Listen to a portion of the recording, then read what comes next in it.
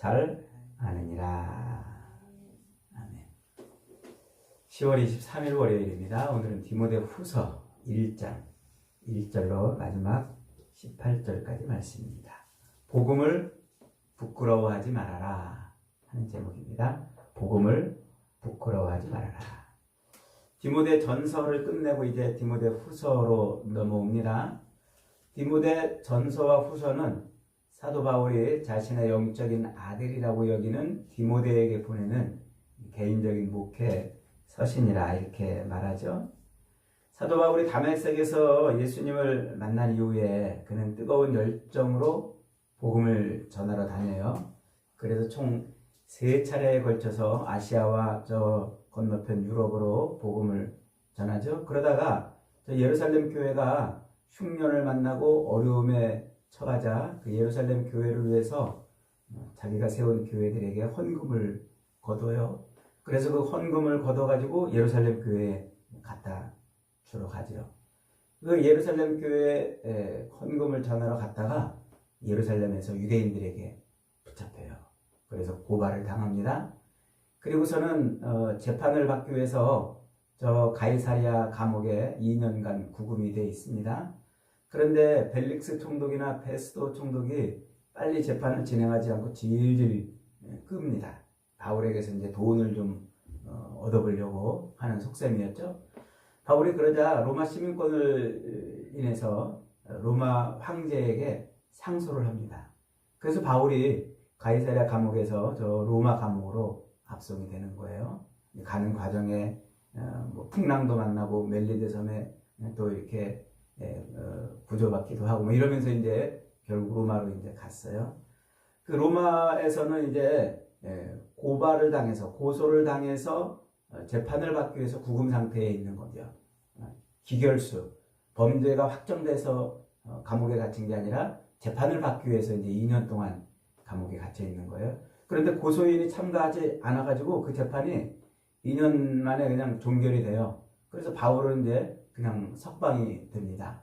그렇게 이제 석방이 되고서 그동안 바울이 이제 가보고 싶었던 로마 교회도 가보고 그리고 저 서바나로 가보고 싶었잖아요. 그래서 그 서바나로 가려고 이제 준비를 합니다. 이때 아마 그 로마의 구금 상태로 있을 때에 디도도 와서 바울을 도왔고 또 디모데도 와서 도왔던 것 같아요.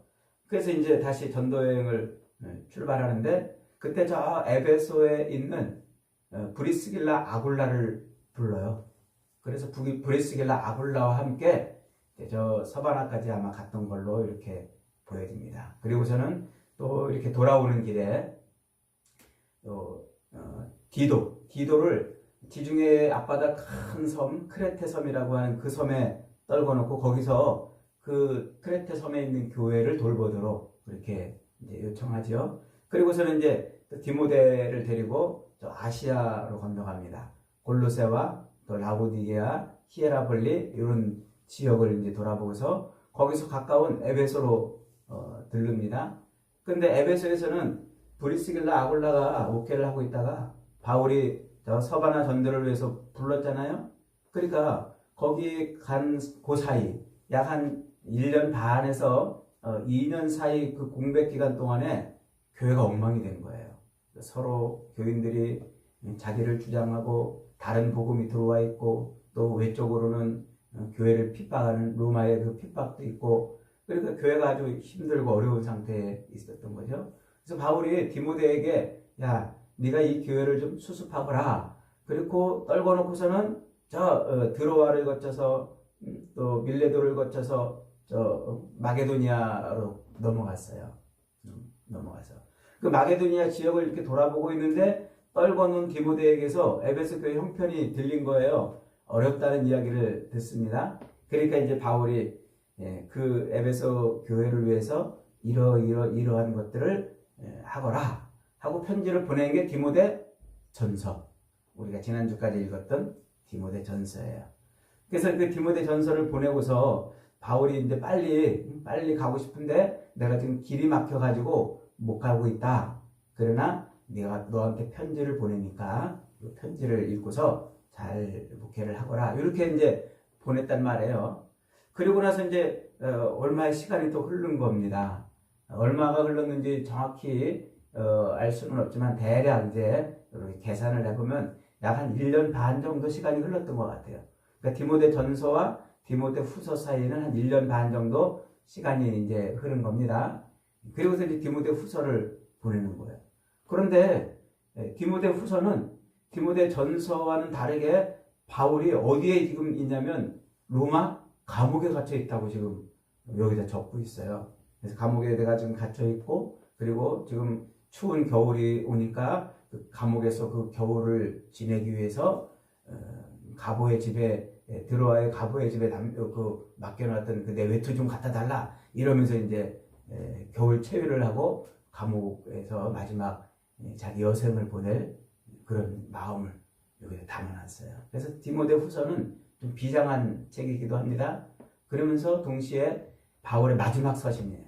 이 디모데 후서를 끝으로 바울 서신은 이제 더 이상 없고 바울의 그 채취가 더 이상 성경에 등장하지 않아요. 그러니까 굉장히 디모데 후서는 뭐라고 그럴까요? 좀 비장함이 묻어 있다고 그럴까요? 이런 순교를 앞두고 있는 그런 목회자의 그런 마음이 고스란히 담겨 있다. 이렇게 이제 말할 수 있겠어요. 이 바울이 죄송합니다. 이 마케도니아 지역을 돌면서 디모데 전서를 보냈는데 내가 길이 막혀서 지금 못 가니까 편지를 너한테 먼저 보낸다고 그러고 디모데 전서를 보냈단 말이에요. 근데 이 길이 왜 막혔는가 하고 보니까 이게 이제 아주 굉장히 중요한 사건이 이제 있었던 겁니다. 요때가 이제 시기적으로 언제냐면 AD 한 63년 말에서 64년 걸쳐 있는 요때입니다.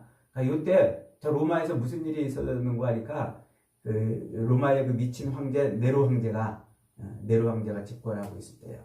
집권이 이제 마지막 말기쯤 되는데 이 네로 황제가 미쳐가지고 자기가 로마를 새롭게 건설하고 싶다. 그래서 로마 시에다가 불을 질러요. 그래서 로마 시가 다 불에 탑니다. 그리고는 그 책임을 누구한테 뒤집어 씌워요? 로마에 있는 기독교인들에게 뒤집어 씌워요. 로마의 이 기독교인들이 로마 시를 다 불질렀다. 이게 뒤집어 씌워가지고 대대적으로 로마 안에 있는 기독교인들을 색출해가지고 죽이는 그런 박해를 시작합니다. 이 로마 네로 황제의 박해입니다. 그래서 기독교인들에 대한 박해를 하고 있는 요게 아마 로마가 지배하고 있는 다른 지역의 거점 도시들에게도 영향을 미쳤던 것 같아요. 그래서 마케도니아나 혹은 아시아 지역에 있는 에베소 교회나 뭐 이런 지역들에도 역시 기독교인들에 대한 심한 박해와 핍박이 있었던 것이죠. 그러니까 이 마케도니아에서 지금 에베소 교회에서 편지를 보낸 디모데의 편지를 받고 내가 빨리 가겠노라 그러고 서신을 먼저 보냈는데 그가 길이 막혔던 이유가 바로 이 박해 때문에 움직이지 못하고 혹은 거기에서 체포가 돼서 로마로 압송이 되었던 것이었다고 이렇게 이제 볼 수가 있습니다. 그렇게 해서 이제 이 바울이 그 어떤 형편에서 어떤 상황에서 체포가 됐는지 정확하게 기록은 안 나와 있습니다만 상황적으로 보면 그가 지금 불과 1년 반밖에 안 되는 요 짧은 기간에 마케도니아에서 로마 감옥에 있다는 것은 그렇게 체포가 됐다는 얘기죠. 어디선가 그렇게 감옥에 갇혀서 지금 이제 편지를 디모데에게 지금 보내고 있는 겁니다. 디모데에게 편지를 보내는데 가만히 이 디모데 후서를 읽어보니까 이 에베소 상황은 예전보다 더 나빠졌어요. 더 힘들어졌고 더 어려워졌고 그래서 그런 디모데를 위로하고 격려하고 또 감옥에 갇혀 있는 자기 자신이 그동안 전했던 그 복음에 대한 확신을 다시 한번 심어주는 이런 말씀이 바로 디모데 후서입니다. 그래서 이 디모데의 이 상황, 지금 이 상황을 자세하게 이렇게 머릿속에 그려놓고 디모데 후서를 읽으면은 디모데 후서가 지금 디모데가 처해 있는 지금 환경이 어떤지를 알 수가 있어요.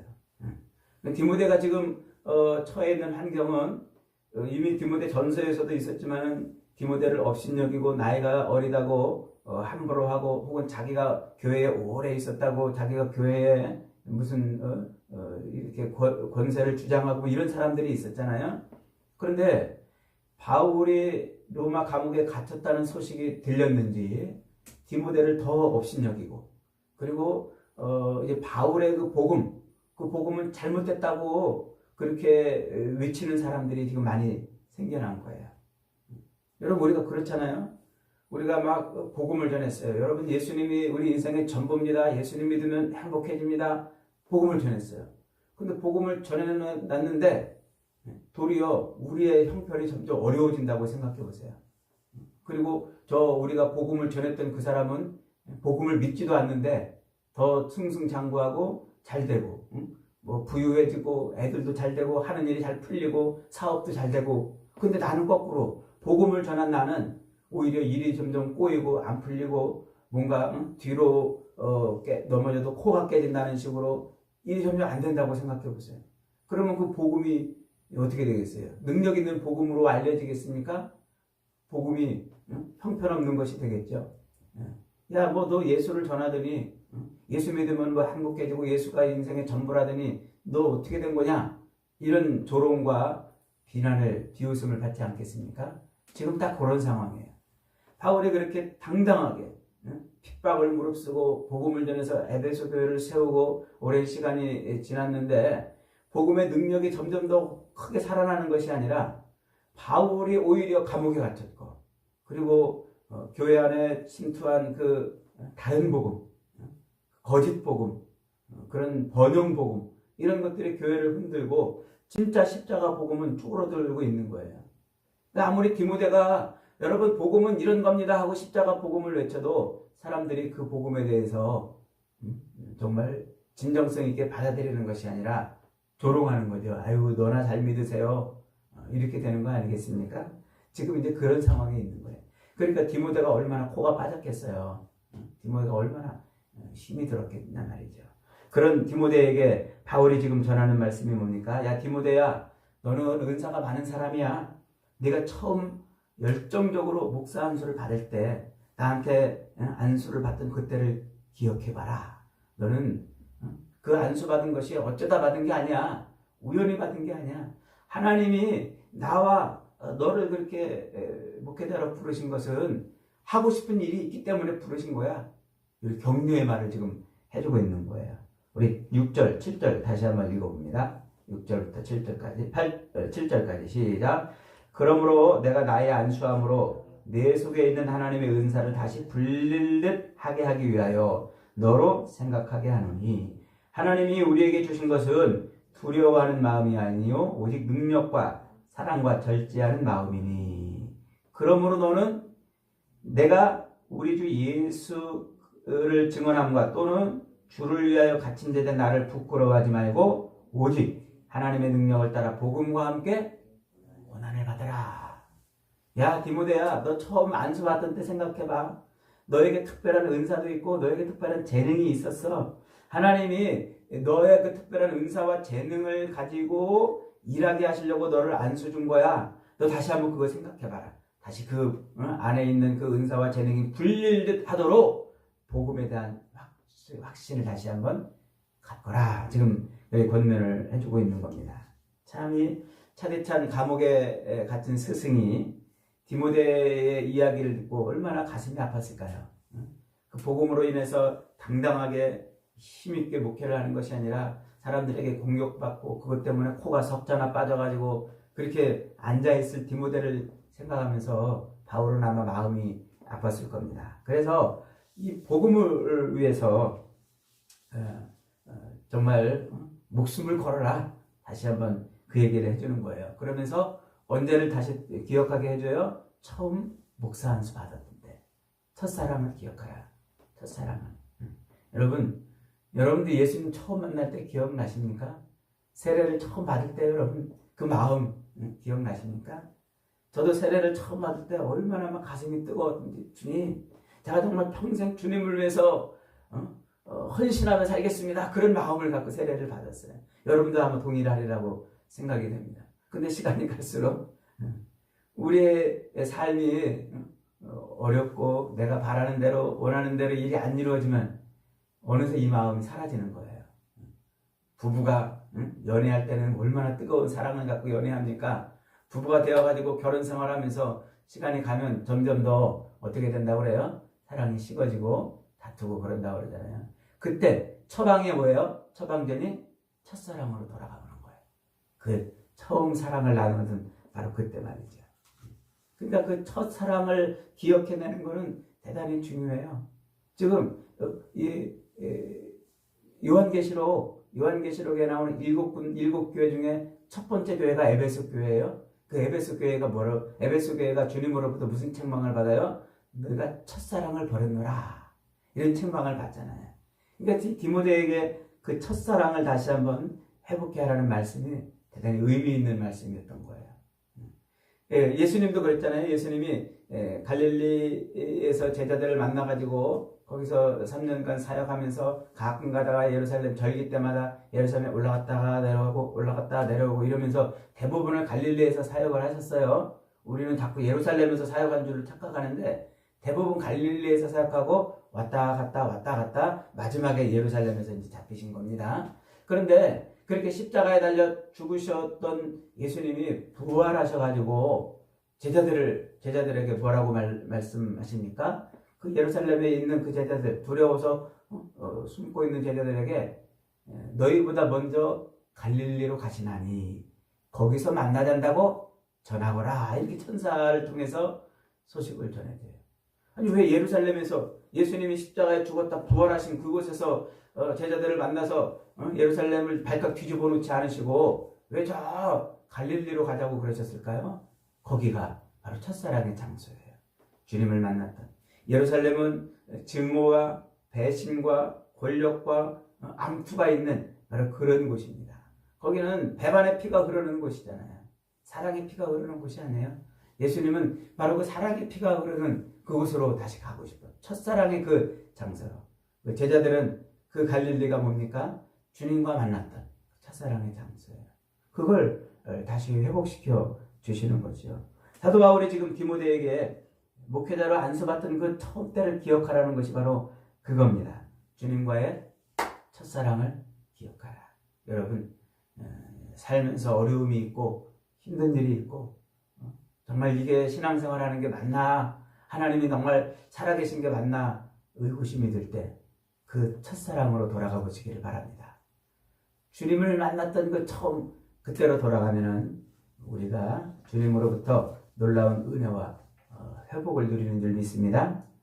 그러면서 지금 바울은 그 첫사랑을 다시 기억하고 내가 비록 감옥에 갇혀 있지만 나를 부끄러워하지 말아라. 난 복음에 당당했던 사람이다. 너도 이 복음으로 당당하게 살고 복음과 함께 고난을 받아라. 라고 말하고 있어요. 그 복음이 뭐라는 거예요? 복음이 사람들을 가르는 중요한 기준이 된다는 거예요. 그러면서 바울이 지금 아시아에 있는 사람들, 그 사람들이 다 자기를 버렸다고 말하면서 그리고서 브루겔로와 허모게네가 나를 떠났다 이렇게 말해요. 복음을 버렸다는 얘기죠. 아마도 바울이 이 마게도니아 지역을 돌아서 다시 에베소로 가고자 할 때 그때 이 브루게노와 허모게네가 바울이 체포되는데 무슨 모종의 역할을 하지 않았나 이런 추측을 해봅니다. 그러니까 바울을 배신한 거예요. 복음을 믿는다고 그러면서 결국은 배신을 했던 것이죠. 반대로 오네시보로는 자기에 대해서 너무 잘했다는 거예요. 자기를 부끄러워하지 않고 오히려 감옥에 갇혀있는 자기를 계속해서 와가지고 오네시보로는 자기를 도왔다고 말해요. 그 오네시보로가 누군지 정확하게는 알 수 없어요. 그냥 여기에 이름 하나만 등장하는데 바울이 너무 고마워가지고 디모데에게 보낸 편지에 뭐라고 쓰냐면 하나님 이 오네시보로를 축복해 주세요 하고 편지에다가 그렇게 기록하고 있어요. 16절 한번 읽어봅니다. 16절 시작. 원하건대 주께서 오네시보로의 집에 긍휼을 베푸시옵소서. 그가 나를 자주 격려해주고 내가 사슬에 매인 것을 부끄러워하지 아니하고 로마에 있을 때에 나를 부지런히 찾아와 만났습니다. 그러니까 디모데에게 야 오네시보로가 나를 부끄러워하지 않고 내가 감옥에 갇혀 있는데도 자주 찾아왔어. 자주 나를 위해서 격려해줬어. 그러면서 하나님 오네시보로를 축복해 주세요. 그 집을 축복해 주세요. 그렇게 지금 말하고 있는 거죠. 여러분, 세상에는요 수많은 사람들이 있어도요 마지막 때가 되면은요 딱 두 줄로 나뉩니다. 어떻게 나눕니까? 복음을 기뻐하는 사람, 복음을 부끄러워하는 사람, 두 줄로 나뉩니다. 여러분들 어느 줄에 서 있는 것 같습니까? 여러분들 복음을 기뻐하고 부끄러워하지 않는 그 줄에 서 있기를 축복합니다. 세상은 그렇게 나뉘는 거예요. 수많은 사람들이 버글거리고 살고 있어도요 하나님이 세상을 딱 보면은요 그렇게 하나님의 눈으로 보면은 사람들이 그렇게 딱 구분이 돼 있는 겁니다. 사도 바울은 일찍이 로마 교회에 보내는 편지 로마서에서 복음에는 하나님의 의가 나타나서 믿음으로 믿음에 이르게 한다 선포했잖아요. 거기서 하나님의 의라는 건 뭐라고 그랬습니까? 경륜 그랬죠. 경륜. 세상의 모든 역사를 사람과 사건과 사물 그런 역사를 퍼즐조각 맞춰가듯이 맞춰가면서 이끌어 가시는 역사를 굴려가시는 하나님의 섭리가 경륜이라고 했어요. 그러니까 이 땅에서 우리가 복음을 믿는 것, 저와 여러분이 그렇게 예수 그리스도를 믿고 복음으로 사는 이 삶은 어쩌다 주어진 삶이 아니라는 거예요.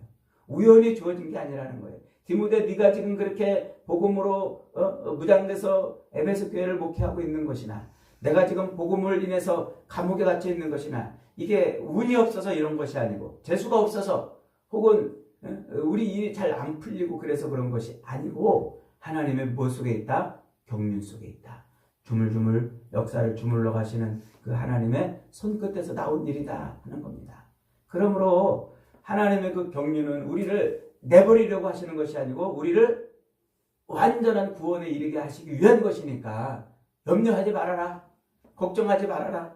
지금 복음 때문에 고난을 받는다고 좌절하고 절망하고 복음을 부끄러워하지 말아라. 오히려 더 당당하게 복음과 함께 고난을 받으라.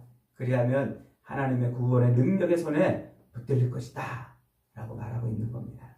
여러분, 하나님이 지금도 살아계신 줄 믿으시기 바랍니다. 아들을 십자가에 못 박아 죽이시고 그 아들을 믿을 때 그 아들을 우리의 구주로 삼아주신다는 것이 그것이 바로 복음 아닙니까? 여러분, 복음을 부끄러워하지 마세요. 예수님을 부끄러워하지 마세요. 예수님을 믿는 삶에 늘 형통함이 있고 늘 모든 일이 잘 되는 것만이 없어도 그것 때문에 복음을 부끄러워하지 마세요. 주님은 지금도 살아계세요. 그 복음을 믿고 복음을 의지하고 복음을 가지고 사는 사람들을 하나님이 들어 쓰시는 줄 믿으시기 바랍니다. 저와 여러분이 그렇게 복음을 부끄러워하지 않고 복음과 함께 고난도 기꺼이 받는 그런 삶을 견뎌내셔서 주님의 구원의 능력에 은혜에 동참하는 복이 있기를 주님의 이름으로 축복합니다. 아멘.